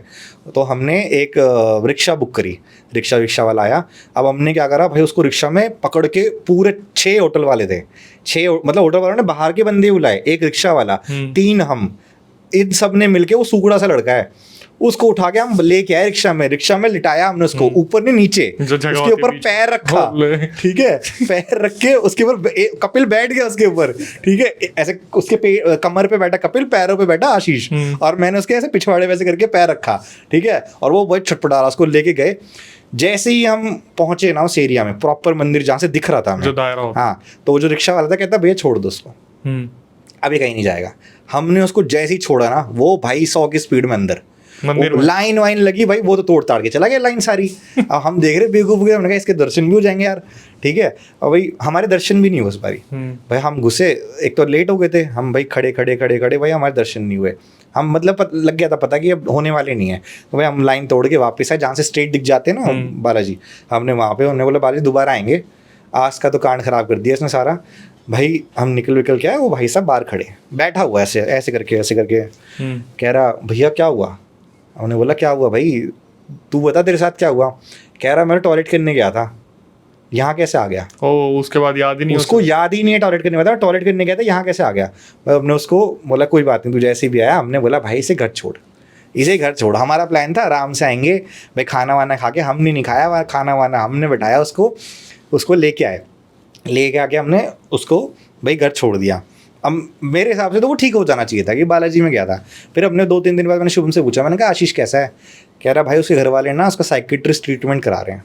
मैं बोला क्या हो गया? कह रहा उसको वो रात को है ना आवाज़ करता है, ड्रामे करता है वो। मैंने कहा उसको वो कुछ नहीं होने वाला उसका साइकिट्रिस्ट ट्रीटमेंट से, उसके अंदर आत्मा वाला सीन है। कहता भैया आप बता दो जाके, हम क्यों बताएं? मैंने बोला मेरे को क्या शौक है क्यों बताने का भाई? मैंने बोला भाई मैं नहीं बता रहा, जो भी है जैसा भी है वही चल छोड़। मैंने उस लड़के को मतलब ये मान लो 1 साल बाद देखा था। अगर वो लड़का पहले 70 किलो का था ना, वो 35 किलो का भी नहीं बचा हुआ था। वो लड़का गोरा था, और जब मैंने उसके बाद देखा था, वो लड़का पूरा काला, मतलब ये मान लो उसका ऐसे किसी ने खून निकाल दिया वो सुई मार के, इतना काला पतला, मतलब ये मान लो वो आशीष का भी नहीं बचा था वो आशीष का कुछ नहीं बचा था वो। भाई मैंने देखा, मैंने क्या हालत होगी तेरी? कह रहा है भैया वो मेरा ट्रीटमेंट चलता है, मैं डॉक्टर को, मैंने बोला क्या हो गया? कहता मैं थोड़ा सा है ना, मेरे को डॉक्टर ने बताया कि मेरे को पता नहीं कौन सी बीमारी होगी है, पर्सनैलिटी डिसऑर्डर, ये वो। मेरे को पता है कोई पर्सनैलिटी, बालाजी के मंदिर में पर्सनैलिटी डिसऑर्डर वाले से भागते नहीं है। तो वो उसके अंदर जो वो चीज़ लगी थी ना, उसने उसका पीछा वहाँ तो छोड़ दिया मंदिर में, जब तक वो मंदिर के अंदर था, बट वो चीज़ उससे लगी वापस। तो एक चीज़ और है कि अगर मतलब मैं ये बोलना चाहूँगा कि जो लोग हवाबाजी करते हैं ना, जो हवाबाजी करते हैं भाई कि ऐसे चलती जगहों पे टॉयलेट कर देना या ऐसी चीज़ें कर देना, मतलब मेरे को लगता है आधी तो मुसीबत आप खुद ले लेते हो। तो ये एक मेरे को लगता है कि भाई बहुत इंपॉर्टेंट है, अगर आप लॉन्ग ट्रैवल पे जा रहे हो, आप रात को दिन में, तो बहुत ज़्यादा सतर्क होकर चलने की ज़रूरत है इन चीज़ों से, कि आपको पता नहीं कहाँ पर क्या बैठा हुआ है। तो ये मेरी मतलब ये वाली एक स्टोरी थी वाली। खैर दोस्तों, काफ़ी मज़ा आया, धमाकेदार पॉडकास्ट जो रणविजय के साथ रहा। और इसके बाद मैं यही कहना चाहूँगा कि अगर आप दोबारा चाहते कि रणविजय को हम बुलाएं, क्योंकि ये अपना यूट्यूब स्टार्ट कर रहे हैं और इनके पास ऐसे और भी रियल इंसिडेंट है, जैसे कि आपने सुना है, बताने का अंदाज़ बहुत अच्छा है। तो सबसे पहले तो कमेंट सेक्शन में मेंशन कीजिएगा पार्ट 2 के लिए कि आप चाहते हैं कि रणवीर जी को दोबारा बुलाया जाए। इसके बाद इनका इंस्टाग्राम और यूट्यूब दोनों ही डिस्क्रिप्शन में लगा दिया गया है, तो जाके आप फॉलो भी कीजिए और सब्सक्राइब भी कीजिए, जाके सुनिए जो कंटेंट ये अपने चैनल पे लेके आ रहे हैं, रियल इंसिडेंट ये बता रहे हैं। इसके बाद जो लोग नए हमारे चैनल पे आए हैं, जो व्यूअर्स आए हैं, उनसे हमारी क्या रिक्वेस्ट होती है कि अब आ ही गए हो तो भाई चैनल को सब्सक्राइब कर लीजिए। बिना सब्सक्राइब करे ऐसे आप देख के चले जाओगे तो हमें भी अच्छा नहीं लगेगा। आप भी सदस्य हैं इस पूरे चैनल का। और इसके बाद एक चीज़ और मैं बता देता हूँ कि इस चैनल की सबसे बड़ी खासियत क्या है, जो यूएसपी है, कि हम गेस्ट के साथ सब्सक्राइबर्स को भी अपने चैनल पर बुला रहे हैं। मतलब हम चाहते हैं कि लोगों को जितनी ज़्यादा हो सके अवेयरनेस मिले। जैसे कि भाई ने बताया कि इस तरीके से जैसे खुले में टॉयलेट कर देते हैं कहीं भी चलते फिरते, वो चीज़ें बहुत ध्यान में रखने वाली है। या परफ्यूम लगाने वाली चीज़ें जो हम अक्सर अपनी वीडियोस में बताते आते हैं। कभी आपको लगता है कि आपके साथ कोई पैरानॉर्मल इंसिडेंट हुआ हो, या आपने आसपास कहीं सुना हो, किसी के साथ कोई आप बीती हुई हो जो आप तक पहुंची हो, और आपको लगता है कि आप इस चैनल पर बताना चाहते हैं, तो आप बिल्कुल पीछे मत हटिए। उसकी पूरी प्रक्रिया मैं आपको बता देता हूँ। जो स्क्रीन डिस्क्रिप्शन पे आपको नंबर दिख रहा है, उस पर पूरा रियल इंसिडेंट रिकॉर्ड करके भेज दीजिए और मेंशन कर दीजिए हम पॉडकास्ट में आना चाहते हैं। टीम एक बार रिकॉर्डिंग को रिव्यू करेगी, उसके बाद आपको बुलाया जाएगा। दिल्ली में हमारा सेंटर है, हम बैठेंगे, बातचीत करेंगे, कुछ अवेयरनेस निकालेंगे जिससे किसी की गलती किसी की सीख बन पाए। इसके बाद कभी आपके साथ कोई पैरानॉर्मल इंसिडेंट हुआ और आप चाहते हैं मैं अपनी आवाज़ में नैरेट करूं, तो आप मेंशन कीजिएगा। प्रक्रिया बिल्कुल सेम है, स्क्रीन डिस्क्रिप्शन पे नंबर है। और इसी तरीके से इंस्टाग्राम यूट्यूब को प्यार देते रहिए, थोड़ा सा सतर्क रहने की कोशिश कीजिए। आज के टाइम पर जिस तरीके से जो नई जनरेशन है मौज मस्ती करती घूमती है, वो थोड़ा सा सतर्क है। ये जो फीमेल्स हैं जो हमारे पॉडकास्ट को देख रही है, थोड़ा बहुत जो परफ्यूम से आप परहेज कर सकते हैं, या फिर जो फ्रेगनेंस जो है दूसरों को अट्रैक्ट करती है। हालांकि वर्क कल्चर है, तो मैं कुछ नहीं कह सकता हूँ। फिर भी माँ बाप से इसी तरीके से प्यार बनाए रखिए, जिस तरीके से कर रहे हैं उनकी इज्जत कीजिए। भाई बहनों में प्यार बना के रखिए, यूनिटी होनी चाहिए परिवार के अंदर। टिल देन लास्ट में यही कहूँगा, नई वीडियो नए पॉडकास्ट आने तक stay tune with the channel.